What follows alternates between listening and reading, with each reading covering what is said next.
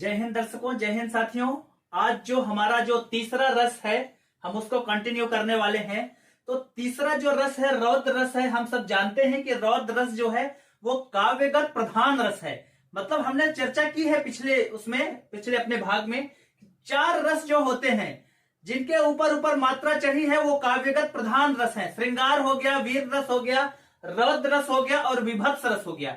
ये 4 जिनके ऊपर ऊपर मात्रा चढ़ी है ये काव्यगत प्रधान रस है भरत मुनि के अनुसार। और जो 4 जिसमें मात्रा नहीं लगी है वो अप्रधान या गौण या सेकेंडरी रस हैं।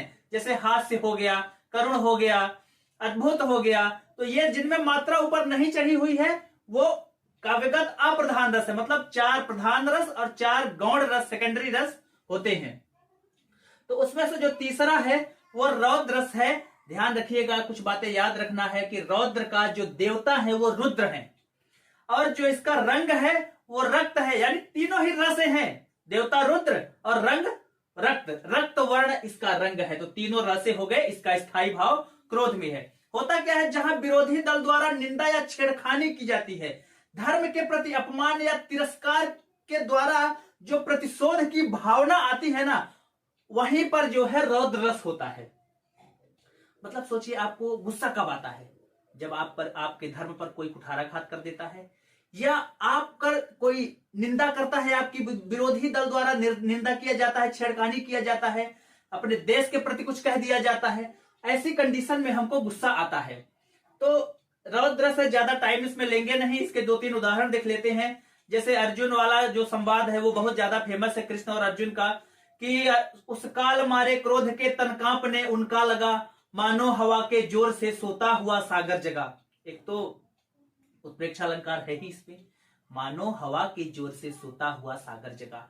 श्री कृष्ण के सुन वचन, अर्जुन क्रोध से जलने लगे, सब शोक अपना भूल कर करतल युगल कर हाथ का जो तल है करतल युगल मलने लगे। तो एकदम समझ में आ रहा है इसमें भी कि रौद्र रस है। वो जो एक सीन है ना, कौन सा वाला, परशुराम वाली जो सीन है, परशुराम वाली सीन में क्या होता है कि वो जो पिनाकी धनुष है जिसको शिव जी ने परशुराम को दिया, परशुराम जी ने जनक जी को दे दिया, वो धनुष श्री रामचंद्र जी द्वारा तोड़ दी जाती है। या पता भाई, हम आपको कोई गिफ्ट देते हैं, हम अपनी कोई धरोहर आपके पास रखे हैं और आप उसको तोड़ दिए, तो ऐसे में परशुराम जी को पता चल जाता है कि भाई हमारी धनुष जो है वो टूट गई है। तो उस दशा में वो क्रोधित हो जाते हैं। तो सीता स्वयंवर का जो वह सीन है वो रौद्र रस का सबसे उत्कृष्ट उदाहरण है। तो आते हैं परशुराम जी और क्या कहते हैं, जैसे घुसते हैं तो लक्ष्मण जी देख लेते हैं कि ये कोई ऋषि आ रहे हैं, फरसा धारण किए हैं। तो बस एक हम अपने आप को समझाने के लिए थोड़ा सा उदाहरण ले रहे हैं। वो कहते हैं, ये क्वेश्चन बहुत महत्वपूर्ण भी है, सुनत लखन के वचन कठोरा, सुनत लखन के वचन कठोरा, परसु सुधार करे धरि धोरा, अब जन दे दोष मोहि लोगु, कटुबादी बालक बध जोगु। कहने का मतलब उनके जैसे आते हैं तो हो सकता है लक्ष्मण जी ने छेड़ दिया हो उनको कि भाई ये वही ऋषि है ना जिन्होंने अपनी मां की हत्या कर दिए थे। परशुराम जी को गुस्सा लग गया भयंकर कि एक तो मैं आ रहा तो वैसे ही गुस्से में थे, ये और छेड़ दिए। तो बोले, सुनत लखन के वचन कठोरा। एक तो उत्तर प्रत्युत्तर तो होता ही है कि धनुष टूट गई ऐसा वैसा, तो वो गुस्सा तो करते हैं, लक्ष्मण जी भी कुछ बात कहते हैं। तो उनकी बात सुन के जो वो बोलते हैं, सुनत लखन के वचन कठोरा, परसु सुधार, परसा अपना सुधार कर साइड में निकाल के एकदम रख लेते हैं और कहते हैं, अब जन दे दोष मोहि लोगु, अब कोई लोग मुझे दोष नहीं देगा, यह कटुबादी बालक बध के जोगु अर्थात बध के योग्य ही है। ठीक, तो हमारा रौद्र रस जो है इस पे हमने आज चर्चा कर ली है। चौथा जो हमने रस लिया है वो वीर रस है। इसका स्थायी भाव उत्साह है। देखिए, यह भी काव्यगत प्रधान रस है। जब युद्ध अथवा किसी कार्य को करने में रोमांच या उत्साह जो पैदा होता है ना, वहां पर वीर रस होता है। इसकी सबसे सटीक परिभाषा दी है आचार्य रामचंद्र शुक्ल ने। उनके अनुसार जिन कार्यों को करने पर कष्ट या हानि अपेक्षित होती है वहां पर वीर रस होता है। एकदम प्रैक्टिकल समझते हैं। जैसे मान लीजिए कोई राजा है या शिवाजी है, महाराणा प्रताप है, युद्ध लड़ने के लिए घोड़े पर सवार होते हैं, अपना तलवार उलवार लेके एकदम सज के, तो वहां पे जो रोमांच या उत्साह होगा, एक गर्व टाइप का फील होगा, तो वहां पे उनको कष्ट या हानि अपेक्षित है। क्यों अपेक्षित है? क्योंकि वो युद्ध लड़ने में जा रहे हैं और रिजल्ट कुछ भी हो सकता है, उनको चोट भी लग सकती है। मान लीजिए कोई रनिंग करने जा रहा है, एकदम मार्किंग लाइन पे खड़ा हुआ है, और रनिंग जैसे आवाज आएगी रनिंग शुरू हो जाएगी, तो जैसे भी लोग इतने वहां मौजूद होंगे, वो उनके मन में एक भाव पैदा होगा। लेकिन जो दौड़ रहा है उसको कष्ट या हानि अपेक्षित है। भाई रनिंग करने में सबको प्रॉब्लम जाती है। तो खैर ठीक है, जो साहित्य दर्पण पुस्तक है आचार्य विश्वनाथ की, उसमें इन्होंने वीर रस के 4 भेद बतलाए हैं। ये जितने भी फैक्ट्स हैं परीक्षा में A to Z उतर उतर के पूछे हैं, मैं सारा उनको कवर करने वाला हूं। तो जो 4 प्रकार का बताया है, युद्धवीर, दानवीर, धर्मवीर, युद्धवीर और दयावीर, ये चारों आप अच्छे से समझ लेना कि 4 प्रकार का। और पंडित राज जगन्नाथ ने भी इनकी मत का समर्थन किया है। मतलब पंडित राज जगन्नाथ और आचार्य विश्वनाथ दोनों के अनुसार वीर रस के 4 भेद हैं। ठीक, भरत मुनि जो हैं वो दयावीर को वीर रस के 3 भेद मानते हैं, और वो दयावीर को वीर रस का हिस्सा नहीं मानते हैं। तो भरत मुनि के अनुसार 3 हो जाएगा, दानवीर, धर्मवीर और युद्धवीर। इस तरह से आचार्य भोजराज जो हैं वो जो धर्मवीर है उस वाले को वीर रस का हिस्सा नहीं समझते हैं। देखो आचार्य भोज जो है, भोजराज बहुत इंपॉर्टेंट है, इसलिए बहुत इंपॉर्टेंट है, ये वही हैं जिन्होंने सरस्वती कंठाभरण नामक वो पुस्तक भी लिखी है। दूसरा, श्रृंगार रस को रसराज या रसपति इन्होंने ही कहा है। इनने रस पे पूरा एक किताब ही लिख दिया है। तो देखिए इनके अनुसार, किनके अनुसार? आचार्य भोजराज के अनुसार धर्मवीर की जगह दयावीर को इनने रखा है, लेकिन धर्मवीर को ये वीर रस का हिस्सा नहीं मानते हैं। इस कारण इनके अनुसार भी, भोजराज के अनुसार भी वीर रस के 3 भेद ही होते हैं। कौन कौन से होते हैं? दानवीर, युद्धवीर और दयावीर। भानुदत्त देव और देव ने भी धर्मवीर को नहीं माना है, अर्थात भानुदत्त और कवि देव जो हैं ये भी भोजराज के ही मत का समर्थन कर देते हैं। ठीक, एक और है हरिऔध, अयोध्या सिंह उपाध्याय हरिऔध हैं, उनने अपनी पुस्तक रस कलश में कर्मवीर नाम का एक 5वां भेद जो है वीर रस का बतलाया है। अब हम कुछ उदाहरण इनके देख लेते हैं। वीर रस के कौन कौन से उदाहरण हैं? साज चतुरंग अंग, सैन अंग में उमंग धारी, साज चतुरंग वीर रंग में तुरंग चढ़ी, सरजा शिवाजी जंग जीतन चलत है।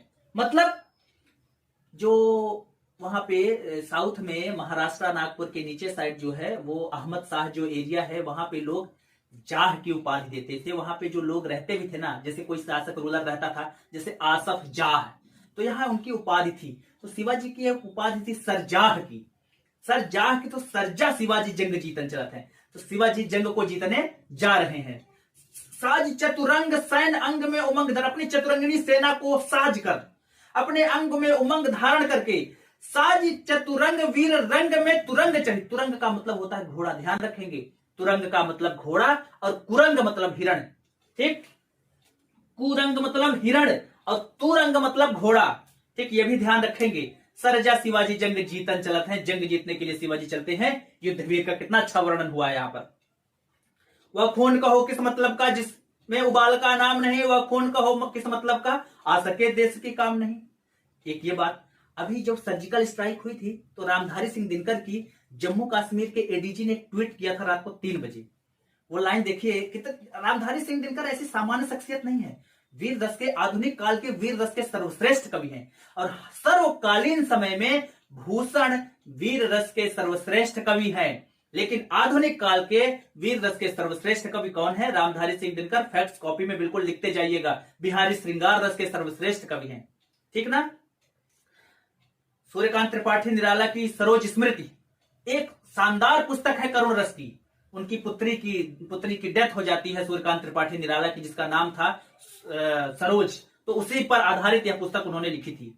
तो खैर उनने क्या लिखा, जो जम्मू कश्मीर एडीजी है, इनका ट्वीट करके लिखा था, क्षमाशील हो रिपु समक्ष तुम हुए विनीत जितना ही, दुष्ट कौरवों ने समझा तुमको कायर उतना ही।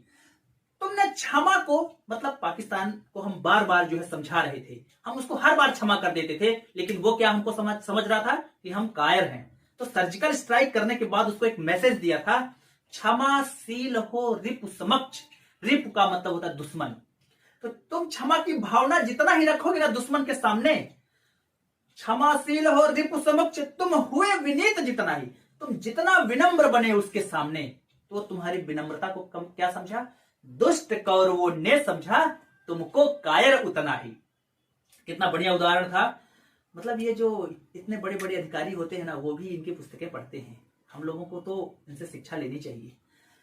वीर तुम बढ़ो चलो, धीर तुम बढ़े चलो, सामने पहाड़ हो कि सिंह की दहाड़ हो, तुम कभी रुको नहीं, तुम कभी झुको नहीं। कितनी बढ़िया लाइन लिखी थी।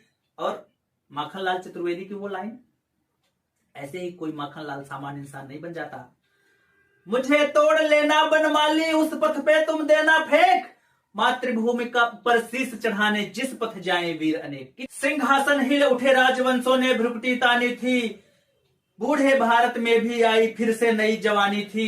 एक लाइन ये तो है ही। दूसरा, कितनी बढ़िया लाइन लिखी, मानव समाज में अरुण पड़ा, जल जंतु बीच हो वरुण पड़ा। इस तरह भभकता राणा था, मानो सर्पों में गरुड़ पड़ा। सर्प जो है, सर्पों को देखकर जिस तरह गरुड़ हमला कर देता है, उसका वर्णन किया गया है इसमें। तो ये वीर रस का हमारा हिस्सा खत्म हो गया है। यह ध्यान रखेंगे सबसे सुखात्मक रस है।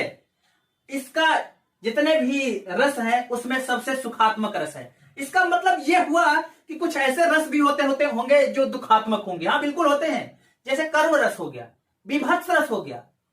तो करुण हो गया, विभत्स हो गया, भयानक हो गया, रौद्र हो गया, इनका नेचर सॉफ्ट नहीं है। मतलब ये किस प्रकृति की है, दुखात्मक प्रकृति की है। ठीक, दुख देने वाला इनका नेचर है। मतलब जितने भी बाकी बचे वो कैसे हैं, सुखात्मक है। अब सुखात्मक में भी हास्य जो है वो सबसे ज्यादा सुखात्मक है। ये सबसे ज्यादा, ये क्वेश्चन सब इंस्पेक्टर में पूछा हुआ प्रश्न है ये। इसकी उत्पत्ति कहां से मानी गई है, श्रृंगार रस से मानी गई है। काव्य में जहां विचित्र वेशभूषा, भाव भंगिमा, वाणी, रूप, कार्य आदि को सुनकर या पढ़कर हंसी छूट जाए, वहां हास्य रस होता है। सामान्यतः देखिए, हसन क्रिया के कई विद्वानों ने 6 भेद भी बताए हैं। ठीक, तो हरिऔध जी ने हसन क्रिया के 5 भेद बताए हैं। ये फैक्ट्स जो है नोट कर लेना, पूछा हुआ प्रश्न है ये। उत्तर प्रदेश सब इंस्पेक्टर में ये प्रश्न भी पूछा हुआ है। हसन क्रिया के हरिऔध जी के अनुसार 5 प्रकार के हैं। स्मित, एक पहला नंबर का स्मित, दूसरा हसित, हसित, तीसरा विहसित या विहसित और उपहसित, विहसित और उपहसित, और लास्ट है अतिहसित, अतिहसित। देखिएगा, ये जो 2 प्रकार के होते हैं, ये हसन क्रिया के प्रकार हैं। हंसने की जो हंसना क्रिया है उसके 5 प्रकार की हंसी होती है। उस 5 प्रकार, देखिए कहां से क्वेश्चन पूछ रहा है, कितना डेप्थ जा रहा है। 5 प्रकार की हंसी में स्मित, स्मित का मतलब ऐसी हंसी जो स्माइल वाली होती है आपकी, मतलब तीत नहीं दिखना चाहिए, आपका दांत नहीं दिखना चाहिए। हसित, स्मित के साथ थोड़ा सा दांत दिख जाए, ठीक, हसित। विहसित, थोड़ा दांत दिखे और हल्की मधुर आवाज निकले, अरे यार मजा आ गया, ऐसा वाला। विहसित के बाद उपहसित, इसके बाद हंसते हंसते जैसे चेहरे का रंग बदल जाए, और बाड़ी थोड़ा तेज हो जाए, नथुने थोड़ा फूल हो जाए, आंखें बड़ी बड़ी हो जाए, ये उपहसित। और इसी में एक और है विद्वान, अन्य जो विद्वान है एक और भेद मान लेते हैं, अपहसित, इसके बाद यानी 5वां जो है।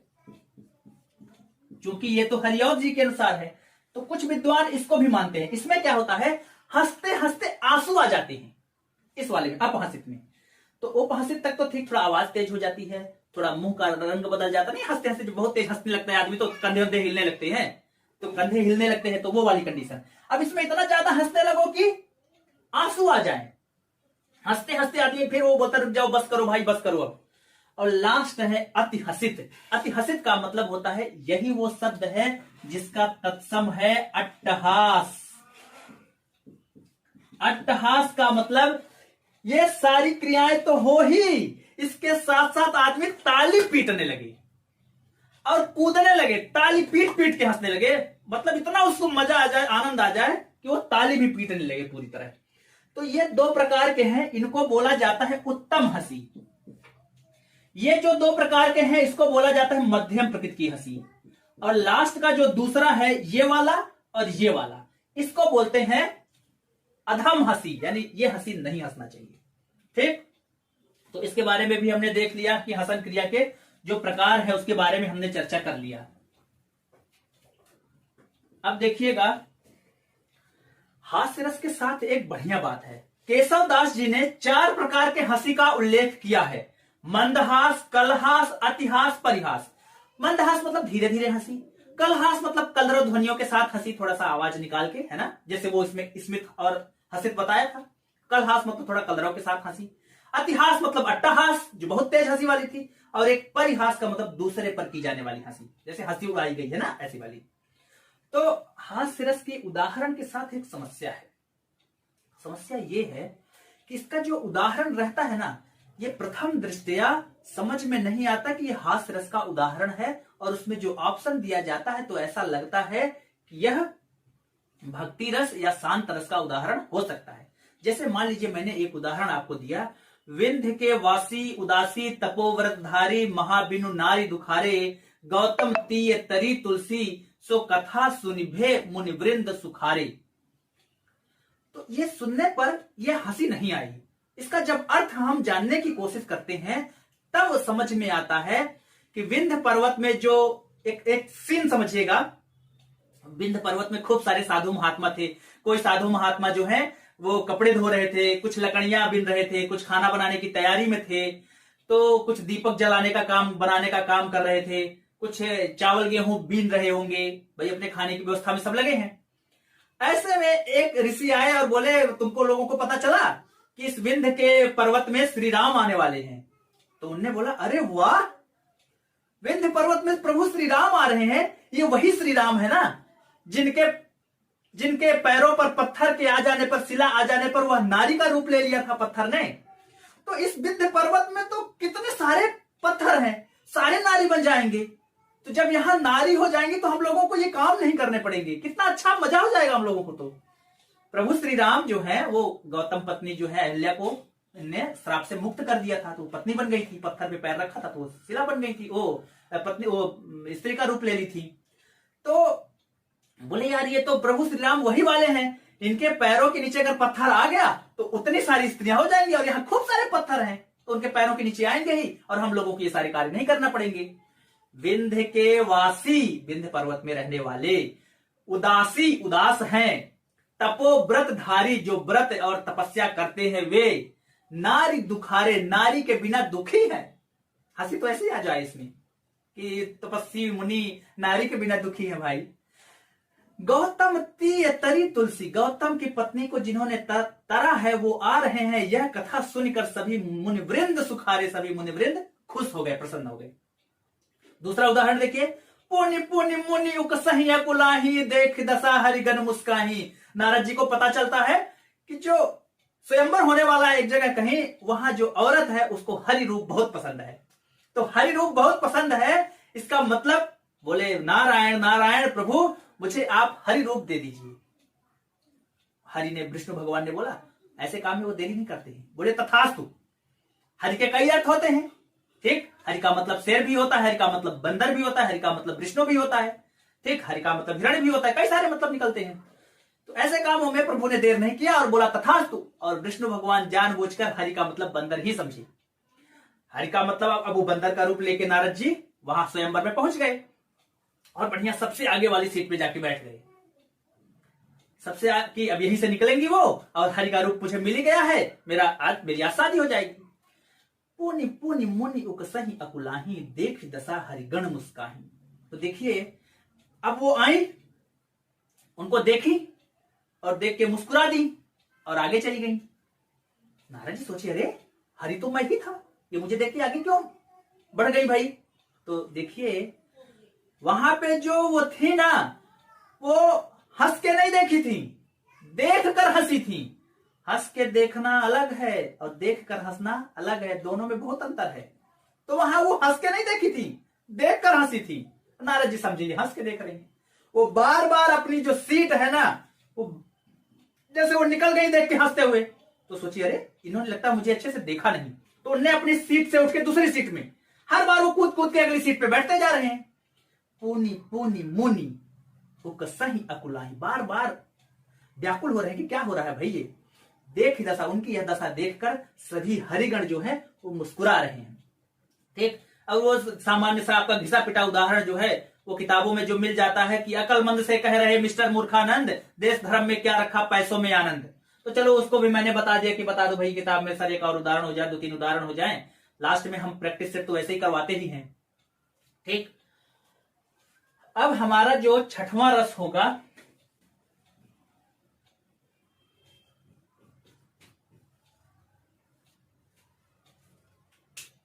जो है भयानक रस है। आश्रय के मन में जब भय या डर का परिपोषण उसके मन या मस्तिष्क या हृदय में हो जाता है तो वहां भयानक रस होता है।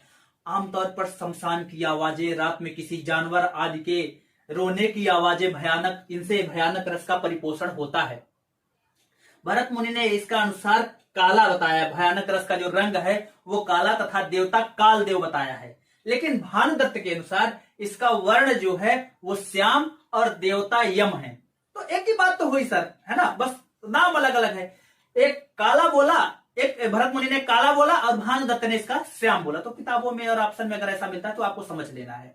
और देवता भरत मुनि ने काल देव बताया और जो भानुदत्त है वो यम बताए। तो यमराज और काल देव भी तो लगभग सेम ही है, दोनों का काम ही तो है भाई। इनको दोनों को देख लीजिए, काल देव को या यमराज को तो डर ही तो लगेगा। तो भयानक रस मतलब कोई ऐसी चीज जैसे आप शमशान घाट में, शमशान घाट का कोई वर्णन है, या रात में आप लेट रहे हैं, कुत्ते रो रहे हैं, ऐसे जानवर, तो ऐसे में आदमी को भय लगता है। ठीक, तो वहां पर भयानक रस होता है।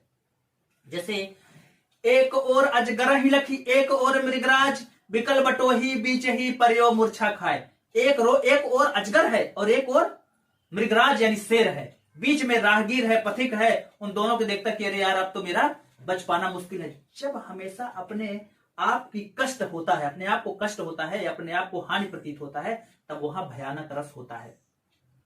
एक और अजगर हिलक, एक और मृगराज, बिकल बटोही, व्याकुल है बटोही राहगीर के मैं कहां जाऊं, और परियो मूर्छा, बीच में मूर्छा खा के गिर जाता है। अब तो दोनों बड़े आराम से खा लेंगे उसको, मूर्छा खाने की क्या जरूरत थी। खैर छोड़िए, दूसरा उदाहरण देखिए, गोमायु गीध कराल खर रव स्वान रोवहि अति गने, जनकाल दूत उलूक बोलहि बचन परम भयावने। गोमायु मतलब गीदड़, गोमायु गीध मतलब गिद्ध, कराल का मतलब बड़े डरावने दांत वाला जिसको भेड़िया हम लोग जानते हैं। गोमायु गीध कराल, खर मतलब गधा, रव मतलब आवाज निकालते हैं, स्वान मतलब कुत्ता, रोवहि अति घने, बड़े घने जंगल में रो रहे हैं। जनुकाल दूत, उत्प्रेक्षा अलंकार, जनुकाल दूत उल्लूक बोले, ऐसा लग रहा है कि काल का जो दूत है उल्लू बोल रहा है। कैसा? बच्चन परम भयावने। देखिए भयावने, भयानक, सर इसी में तो उत्तर छिपा था। नभते झपटत बाज लखी भूल्यो सकल प्रपंच, कंपित तन व्याकुल नयन लावक हिल्यो न रंच। नभते झपटत बाज लखी, आप खड़े हैं और आपके अचानक हाथ में झपट्टा मार के बाज आता है और कुछ छीन लेके जाता है। अचानक आप शॉक्ड नहीं रह जाएंगे, एकदम कंपकपी सी आ जाएगी, कांप जाएंगे, क्या हो गया। नभते झपटत बाज लखी भूल्यो सकल प्रपंच, कंपित तन व्याकुल नयन, कह रही क्या हो गया, है ना। भूल्यो सकल प्रपंच, सारा प्रपंच जो आपका चल रहा था दिमाग में सारा भूल गया एकदम। हाहाकार हुआ क्रंदन में, कठिन वज्र होते थे चूर। तो हाहाकार शब्द जहां लगा है इसका मतलब हाहाकार तो सर भयानक। देखिए आप ऐसी आशा नहीं करिए कि 4-5 लाइन आपसे पूछी जाएगी, आपको रूट वर्ड्स से पता चलना पड़ेगा कि इसमें कौन सा रस है। अब ये एक लाइन पूछा हुआ है, हाहाकार हुआ क्रंदनमय, कठिन वज्र होते थे चूर। तो आपको अंडरस्टूड है यहाँ पर कि हाहाकार मचता कब है, जब युद्ध होता है। ठीक, हाहाकार मच गया है मतलब कोई ना कोई भय वाली बात हुई है। कठिन वज्र होते, जो कड़े वज्र थे ना वो भी चूर चूर हो रहे थे। उधर गरजती सिंधु लहरियां, कुटिल काल के जालों सी, चली आ रही फेन उगलती फन फैलाए ब्यालों सी। जब भीषण बाढ़ आने वाली है तो सिंधु की जो लहरें है ना वो चली आ रही है एकदम एकदम। जब पानी आता है ना सांप के जैसा आता है, और जो रास्ते में पड़ता है अपने आप को समेटता जाता है और झाग बन जाता है उसमें। जब पानी आता है समुद्र के किनारे, जब लहरें आप देखते हैं आते हुए कैसे आती हैं, चली आ रही फेन उगलती है ना, उधर गरजती सिंधु लहरियां कुटिल काल के जालों सी, चली आ रही फेन उगलती फन फैलाए ब्यालों सी। ब्यालों मतलब सांप। चिघाड़ भगा भय से हाथी लेकर अंकुश पिलवान गिरा, झटका लगा फटी झालर हौदा गिर गया निशान गिरा। चिघाड़ भगा भय से हाथी, भय आ गया, सब भयानक रस आ गया, कोई युद्ध हो रहा था, हाथी चिघाड़ मार के भाग रहा था। शिवाजी ने ऐसा मारा भाला कि अंकुश लेकर पिलवान गिरा। जो पिलवान यानी महावत जो हाथी चला रहा था, वो अंकुश मतलब जिससे उसको हाथी को वश में करते हैं, वह लेकर नीचे गिर गया और भाला जब लगा उनका मुकुट भी गिर गया। फटी झालर, जो झालर लगी थी उसमें हाथी के ऊपर उड़ाया हुआ था, वो भी गिर गया। और जो उनका निशान था झंडा, क्या बोला, हौदा गिर गया निशान गिरा। झंडा भी, निशान का मतलब झंडा होता है, तो झंडा भी गिर गया और हौदा मुकुट वुकुट सब गिर गई नीचे। ना शब्द देखिए, हाय रुंड गिरे गजमुंड गिरे, कटकट अवनी पर सुंड गिरे, लड़ते लड़ते अरझुंड भूपर हाय विकल वितुंड गिरे। इसका मतलब, कहने का मतलब, रुंड गिरे गजमुंड गिरे, मुंडी और गजमुंड गिर रहे हैं, कट कट के सूंड गिर रही है, लड़ते लड़ते अरझुंड, झुंड अरि का झुंड मतलब शत्रुओं का झुंड गिर रहा है बिल्कुल। अब बिल्कुल व्याकुल होके वितुंड इधर उधर सूंड सब कुछ छत विच्छत हो रहा है। बदनाम जनाजा तेरा होगा, मुर्दे भी कहीं रोते हैं। बदनाम जनाजा तेरा होगा, मुर्दे भी कहीं रोते हैं। लगी चिता है मसान घाट में, चलो जहां सब सोते हैं। देखिए इस मसान का वर्णन है, आपको पता है कि यहाँ चिता उता देख के आदमी कोई भी भय का परिपोषण हो ही जाएगा। और एक और है सतपुड़ा के घने जंगल वाली जो लाइन है, अटपटी उलझी लताएं डालियों को खींच खाएं, पैर को पकड़े अचानक प्राण को कसलें कपाएं। तो कंपित आदमी को डर नहीं लगेगा। तो देखिए ये वाली जो लाइन है इसमें भयानक रस भी है और विभत्स रस भी है। क्योंकि जब यह रचना पूरी पढ़ी जाती है तो ये विभत्स रस भी इसमें है। तो अगर मान लीजिए विभत्स रस ऑप्शन में है तो विभत्स को भी टिक मार देंगे। भयानक तो है ही, कस ले प्राण को कस ले कपाएं। कंपकपी कब आती है, जब आदमी डरता है। सातवां जो रस है वो विभत्स रस है। विभत्स का मतलब इसका जो स्थायी भावना जुगुप्सा यानी घिन। आप एक बात बताइए, हमेशा डाउट रहता है आदमी को, सर इसमें विभत्स होगा या भयानक होगा। तो मैं आपको एकदम प्रैक्टिकली बता रहा हूं। एक बात बताओ, सांप को आपने देखा तो आपको भय लगेगा कि घिन आएगी? सर भय लगेगा। और नाली नाला देखोगे, उल्टी वगैरह देखोगे तो क्या आएगी? सर घिन आएगी। तो एकदम अंदर क्लियर है कि जो काव्य को पढ़ोगे तो घिन, समझ रहे हो ना, जो घिन होगा वो विभत्स में आ जाएगा और जो भय होगा वो भयानक में चला जाएगा। तो लोगों को बहुत कंफ्यूजन रहता है इसमें। विभत्स रस में क्या होगा, भरत मुनि ने इसकी जो उत्पत्ति है वो भयानक रस से मानी है। मतलब विभत्स का जो उत्पन्न होने का सोर्स है वो भयानक से है। ठीक भाई, भयानक से क्यों मानी है? भयानक से इसलिए मानी है कि जैसे मान लीजिए कोई एक एक्सीडेंट हो गया, एक्सीडेंट बहुत भयानक था। ठीक, एक्सीडेंट होने के 4-5 दिन बाद आप लौटे, अब वहां पे क्या होगा? मान लीजिए किसी कुत्ते का एक्सीडेंट हो गया था या वही मर गया था, तो उसमें हुआ क्या कि कई बार यह प्रश्न पूछा है, अच्छे से समझिएगा। जन्म भयानक रस से विभत्स का हुआ, कैसे समझिए थोड़ा सा। मान लीजिए कोई एक लड़का है, एकदम लहरा लहरा की गाड़ी चला रहा है, एकदम स्पोर्ट्स बाइक खरीदा है और लहरा लहरा के चला रहा है, एकदम आ गया किसी बढ़िया स्टंट दिखाते दिखाते किसी ट्रक के नीचे आ गया, तो जो बुलेट राजा थे पापड़ बन गई, चिपुला हो गया एकदम पापड़ जैसा। अब वो आपको भय लगेगा कि नहीं लगेगा? तो चलो पहले तो भय आया आपके अंदर कि अरे यार गाड़ी तेज नहीं चलाना चाहिए, एक्सीडेंट हो सकता है, ठीक, दुर्घटना हो सकती है। अब क्या होगा? अब होगा ये कि आपको पूरा दिन भर डर में ही रहा कि यार बहुत गंदा एक्सीडेंट हुआ, बहुत गंदा एक्सीडेंट हुआ। 4-5 दिन वो जो मान लीजिए किसी कुत्ते का सौ रहा हो या कि कोई आदमी भी रास्ते में नहीं, चलते चलते गाड़ी से कोई जानवर जो है आ जाता है चपेट में, तो उसकी लाश रोड पे ही पड़ी रहती है। 4-5 दिन बाद उसको कुत्ते नोचने लगते हैं। तो अब 4-5 दिन बाद आप देखे तो लाश को ना कुत्ते वगैरह नोच रहे थे, तो अब आपको भय नहीं लगेगा, अब आपको विभत्स लगेगा, क्योंकि भय आपको लग चुका है। तो विभत्स रस इससे उत्पत्ति भयानक से मानी है। घृणित वस्तु को देखने या सुनने से जो स्थिति निर्मित होती है वहां विभत्स रस होता है। इसका स्थायी भाव जो गुस्सा होती है, इसकी भी जो स्थिति है ना, ये भी दुखात्मक ही है। दुखात्मक इसलिए है कि हृदय ना इसको बहुत जल्दी एक्सेप्ट नहीं करता है। जहां विभत्स वाली रहेगा तो हृदय इसको रिजेक्ट करता कि जहां जहां आपको घिन आएगी, नहीं नहीं वहां नहीं जाना अपने आप। भाई श्रृंगार रस यानी प्रेम, जहां प्रेम होगा आप जाना पसंद करोगे, तो वो सुखात्मक है। लेकिन ये भी दुखात्मक की ही श्रेणी में आएगा। सबसे दुखात्मक करुण रस और सबसे सुखात्मक हास्य रस। ठीक, तो ये बात है। अब एक बात और है, भानुदत्त के अनुसार जो विभत्स है उसके दो भेद हैं, स्वनिष्ठ और परनिष्ठ।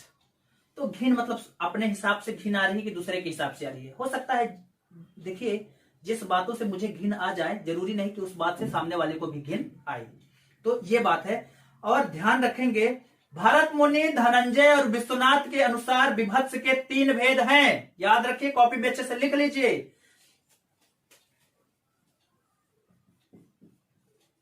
क्षोभज, शुद्ध और उद्वेगी। क्षोभज शुद्ध और उद्वेगी। क्षोभज रुधिराद्रि को देखने पर, रुधिर आदि को खून देख के, सड़ा ऐसा मतलब खूना खच्चर देख के, उस पर कुछ जो चील कौवा खाते रहते हैं वो चीज देख के जो घिन आती है उसको बोलते क्षोभज, रुधिर से संबंधित। पहले उद्वेगी समझ ले तो अपने आप समझ जाए। उद्वेगी मतलब मल, उल्टी आदि चीजें देखने पर जो घिन आती है वो उद्वेगी। उसके अलावा जो भी घिन आती है, उनके अलावा जो भी आपको घिन आ जाए, भाई हम कह रहे हैं किसी की ऐसी हरकत से घिन आ जाए, बाकी रेस्ट जो भी बचा, विष्ठा वगैरह आदि के बाद विष्ठा आता है या मलमूत्र आता है तो उसमें उद्वेगी। ये क्षोभज जो है रुधिर आदि के कारण जो है वो आता है, वो क्षोभज। और बाकी जो भी किसी भी तरह का आपको घिन आती है, बाकी नाली नाला देख लिया है आपने, ऐसा कि आपको कुछ बदबू आ रही है, तो उससे जो आता है वो शुद्ध है। तो ये 3 प्रकार के इनके अनुसार जो है विभत्स के भेद हो गए। अब विभत्स का उदाहरण देख लेते हैं। सिर पर बैठ्यो काग आंख, सिर पर बैठ्यो काग आंख दो खात निकारत, खींचत जीभ स्यार अति आनंद उर्धारत। सिर पर मान लीजिए एक भैंसा है कोई, वो मर गया है, तो जो कौवा है ना उसके सिर पे बैठा है। देखिए, आज हम आपको घिन ला देंगे आपके मन में, ऐसा चर्चा करेंगे आपको घिन आ जाए, आपको बहुत आराम से समझ में आ जाएगा कि विभत्स क्या चीज होती है। एक भैंसा मरा है, एक कौवा है, उसकी आंख पर जाके बैठ जाता है और आंखों को नोच नोच के खा रहा है। ठीक, सिर पर बैठे हो काग आंख दो खात निकारत, खींचत जीभा स्यार। और जो सियार है ना, वो जो फटी हुई उसकी लाश है उससे जीभ से सट सट करके बिल्कुल चाट रहा है। खींचत जीभा स्यार, और अति आनंद उर्धारत, और उसके हृदय में बहुत आनंद आ रहा है उसको। अब गिद्ध की बारी। दूसरा उदाहरण, गिद्ध जाग को खोद खोद के मांस उचारत, स्वान अंगुरिन को काट काट के खात विचारत। तो जो गिद्ध है ना, वो जाग के पास जो फटा है उसको खोद, अंदर तक खोद लेता है और वहां से मांस को उखाड़ के ले आता है और दूर जाके कहीं उसको खाता है। और जो कुत्ता है वो पैरों के पास की जो उसकी उंगलियां है ना, उसको काट काट के आराम से, बिल्कुल खा खा के आराम से विचार विचार करके खा रहा है, आराम से सोच के, कोई टेंशन नहीं है। तो स्वान अंगुरिन को काट काट के खात विचार। एक और उदाहरण पूछ लिया जाता है पेपर में, ईर्ष्या का वायरस फैला है चौतरफा, दूर दूर तक रिश्ता नहीं, प्रत्यक्ष कुछ परोक्ष कुछ, वमन करते फिरते हैं नाक मुंह झाग जहर। वमन का मतलब उल्टी। तो अब देखिए, ये शुद्ध वाले में आ जाएगा। तो अब देखिएगा, समझिए, कहने का मतलब समाज ऐसा हो चुका है ना कि अब रिश्ता नहीं बचा है, ईर्ष्या का वायरस फैल गया है। हर आदमी किसी के पास जाता है तो उल्टी कर देता है। उल्टी कर देने का मतलब दूसरे की बात दूसरी जगह अपनी उसको दे देता है, फैला देता है। मुंह से एकदम गंदी गंदी बातों का मुंह से झाग जहर सहित उगलते रहते हैं। तो ये विभत्स रस का एक उदाहरण ये हो गया। अगला है, आंखें निकाल उड़ जाते थे, क्षण भर कर उड़ आ जाते, सौ जीभ खींच कर कौवे चुभला चुभला कर खाती। आंखें निकाल उड़ जाते, क्षण भर कर उड़ कर आ जाते, सब जीभ खींच कर कौवे चुभला चुभला कर खाते, भोजन में स्वान लगे मुर्दे थे भरपूर लेटे, खा मांस चाट लेते थे चटनी बहती बहती बेटे। मतलब आंख वही वाली सीन है बिल्कुल कि आंखें निकाल के खा के उड़ जाते थे, फिर थोड़ी देर बाद फिर आ जाते थे। अब कौवे जो है वो चुभला चुभला के सबको जीभ से चुभला चुभला कर खा रहे हैं, वो भी बैठ के। भोजन में कौवे लगे हैं, मुर्दों को भरपूर वो खा रहे हैं। अब जो उनका रक्त बह रहा है ना, वो कुत्ते के बेटे जो है चटनी जैसे चाट रहे हैं बिल्कुल उसको। तो ये भी पूरी उसी की। एक और सूरदास जी ने कहा था, जा दिन मन पंछी उड़ जई है, ता दिन तन के भिष्ठा कृम कै है खाक उड़ई है। मतलब जिस दिन ये मन का हमारा पंछी उड़ जाएगा ना, मतलब हम मर जाएंगे ना, उस दिन हम जो है सड़ जाएंगे, गल जाएंगे, भिष्ठा में परिवर्तित हो जाएंगे या खाक में उड़ जाएंगे। इसलिए प्रभु की भक्ति करो, मतलब मैला बन जाएंगे। मल हमारा जो शरीर है ना, वो पूरा कन्वर्ट हो जाएगा गंदी चीजों में। तो प्रभु की भक्ति करो, सब बाकी मोह माया है। नेक्स्ट क्लास में हम जो बचे हुए हैं उनके बारे में बहुत अच्छी चर्चा करेंगे। कारण यह है कि निराकरण होना है वात्सल्य का, भक्ति का, और जो शांत रस का है बहुत विवाद है, क्योंकि इनमें अद्भुत रस तो आएगा ही। इसके बाद विवाद इसलिए है कि कोई के अनुसार कोई मत, किसी के अनुसार कोई मत। तो हम उसकी भी चर्चा हमारी अगली क्लास में करेंगे। सबको नमस्कार, सबको जय हिंद।